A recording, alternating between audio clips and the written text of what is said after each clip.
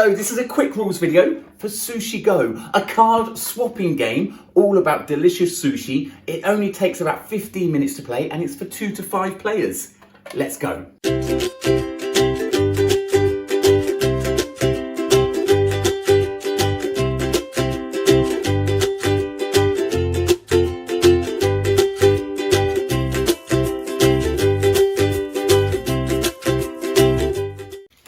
Sushi Go is a brilliant fun game. It's a set collection game where you're building collections of sushi to score the most points. So I thought first of all what we'd do is we'll actually show you some of the cards, some of the artwork and some of the sushi you can find in the game. So here are tempura cards. For tempura, most of the cards have their scoring system on the bottom, so it's nice and easy to keep track. Traditionally with this game, you'll need a pen and paper as well. With Meeple Envy and our board game library, we don't supply you with a pen and paper with the game, so you will need to get a pen and paper to play this game. I highly recommend though you search your app store, whether it's iOS or Android, and see if there's a Sushi Go app. I know in the iOS store there is one. I use it all the time when I play this, and it's just a Sushi Go calculator. If you search Sushi Go, I'm sure it'll come up. The only thing is you do have to buy it. It's about £2 from the App Store, and that's for life. It's not a subscription or anything. You get £2 and you'll get it, but it makes the game playing so much better because you can relax and enjoy the game, and then you just tell the app what you've played, and what cards everyone's played, and it does the calculations for you, which is great. It also has some Japanese themed music that you can listen to whilst you play, if you like. So here's the first set of cards, tempura. Now with these, if you collect one of these cards, you score nothing, but if you're able to collect 2 of them, and it says down here, tempura times 2 equals 5 points. The next one I'm going to show you are dumplings. These cute little characters multiply with the more dumplings that you collect. These are one of my favourite cards to try and collect in the game. If you just have 1 dumpling, you get 1 point. However, you get 2 dumplings, you then score 3 points. 3 dumplings are worth 6 points, 4 are worth 10, and 5 are worth 15 points. So it increases very, very quickly. So they're a great little card to collect during the game of Sushi Go. Next up we have sashimi. Again, beautiful artwork in this game. I love the cards in this game. This one's very similar to the tempura. You don't score any points for having 1. You score 0 points for having 2. However, if you can collect 3 of these, and I'll be honest, it's tricky to get 3 of these in the game because when people start seeing that you're collecting them, other people will start stealing them from the game. So it's very tricky to get 3 of these, but if you're able to, it's a whopping 10 points in 1 round that you're able to score. So very, very handy to collect. That's sashimi. Next up, we have the nigiri cards. Again, these are great cards to collect. We have a squid nigiri, which on its own is worth 3 points. That's pretty good. A salmon nigiri is worth 2 points, and the egg nigiri is worth 1 point. However, there's a special card in the deck. There's not many of these, but there is some wasabi. If you're able to pair any of these cards up with a wasabi, then you multiply the points.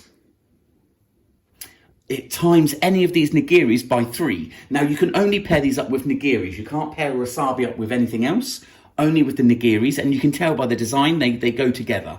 They match. So if you're able to pair a squid nigiri up with a wasabi, that's now worth 9 points. It's 3 times 3. 2 times 3 for the salmon nigiri would be 6, and 1 times 3 for the egg nigiri would make it 3. So you can multiply those just by adding a wasabi. These are the Maki Roll cards. Maki Roll, there's lots and lots of these in the deck and they work a little bit differently. You'll notice on these, they've got little icons at the top. This is 1 Maki Roll, this is 2 Maki Roll, and the most you can get is a 3 Maki Roll card. What will happen is at the end of the scoring, when you've pretty much worked out all the other scoring, you're going to have a look at your Maki Rolls, and whoever's got the most Maki Roll icons at the end of the round will score 6 points. The next person, whoever's got the second most, will score 3 points. Anything underneath that scores 0 points. So let's say somebody got a 3 and a 2 and they've got 5 Maki Rolls, they could get 6 points. The next person could have 2 single ones and have 2 Maki Rolls. They'd score 3 points. Anyone with 1 Maki Roll or less would score nothing. That's Maki Roll. And one of the final cards we have are puddings. These, again, are very, very popular cards. There's lots of these in the deck, and they work almost similar to Mackie rolls. This time, you're not paying attention to the little icon at the top. It's literally how many of these cards you have in your hand, in your collection, okay? And again, the person with the most puddings at the end of the game wins 6 points. This time, however, the person with the least amount of puddings, so if someone's got 0 puddings, will lose 6 points. So it's a bit of a penalty. You've got to have at least some puddings. You don't want to be the one with the least amount of puddings. You want to try and be the person with the most amount of puddings. And that's puddings. And the final card we've got in this game are chopsticks cards. There's not many of these in the game. They're quite rare to come across, but they're a very good card. They don't actually score any points themselves, but if you collect them and you've got them in your collection, when you get a hand of cards passed to you, and I'll explain the gameplay in a second, you can actually swap this chopsticks card for 2 different cards, for 2 cards out of the deck. Now this comes in great if you're trying to collect sashimi, or you're trying to collect tempura, or some of those puddings that you just saw. It's really, really handy card to get and to really boost your score up, especially towards the end of the game.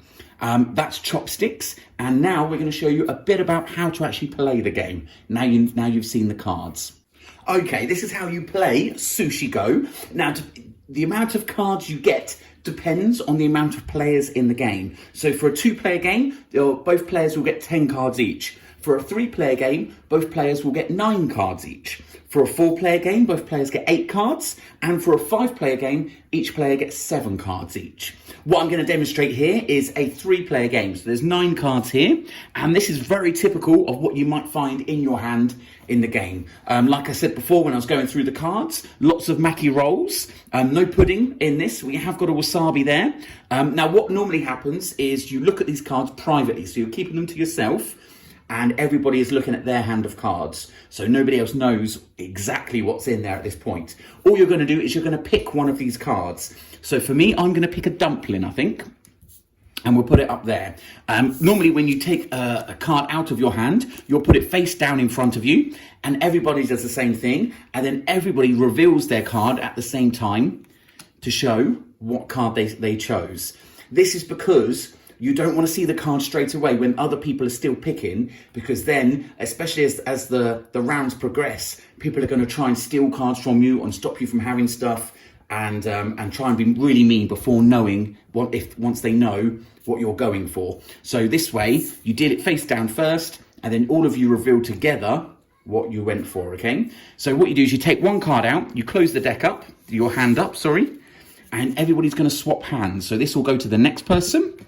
I will get my person from the left, will pass one to me, and this person will pass a hand there. So each of these have got 9 cards. We've got to take one out of each of them. This person picked a wasabi. This person picked another dumpling. Okay, now let's look at the next hand, which is this one, and see what we got here. Okay, oh, look at this. We've got 2 tempuras. So this time I'm going to try, there is another dumpling there I could try and collect, but this time I'm going to try and collect a tempura. So again, it goes face down in front of me, and the other people all collect one as well. Again, you wouldn't see what they're collecting, so that's going to go face down, and this one is going to go face down over here. You then all reveal together what you picked. Okay, and then you swap again. So this one will go up here, this one comes over here, that one goes over there. Okay, and again, we'll take a look at this hand this time, and we can have a look through, and look at this, 2 tempura, 3 tempura in there. Brilliant stuff, and a chopsticks card if I wanted it as well. But I'm going to take the other tempura face down so I can complete my set and score 5 points on that. Again, these people will take ones from there and deal them face down on the table in front of them. We all reveal it together of what everyone's picked to show the cards. You continue doing this and keep swapping the little hands around until all the cards are exhausted and everybody's got a set of 9 cards. Once you've all got a set of 9 cards, you can go about calculating the scores and working the scores out. So you can use a pen and paper and work the scores out. Of course, if you borrow this from the Meeple Envy library at meepleenvy.com, the instructions will be in there with you, which explains all the scoring for you as well. But you can calculate the score, or my recommendation, get the app, let the app take care of the calculation, and you just enjoy the game. And it depends, that could be a lazy way of doing it. If you're actually trying to help kids with maths and stuff like that, then maybe working it out is actually a really, really good thing to do. But you've got the 2 options there. You can do it either way. That's 1 round done then. Once you've gone through all these cards and 1 set collected, that's 1 round done. You make the scoring. You then do another 2 rounds of that. So all these cards will be gotten rid of and returned to the box. And you'll have a massive deck of cards, which is huge, to shuffle and deal another 9 cards to each player, or an amount of cards depending on how many people you've got playing. You do another 2 rounds like that, and add all the scores up from each round to find the winner. That is Sushi Go. It's a fantastic game, loads of fun, especially if you're using the app to do the calculation for you, so you can just relax and play it. That's it from Meeple Envy today. Make sure you visit meepleenvy.com and start borrowing board games from the UK's biggest board game library. Thank you guys. Bye.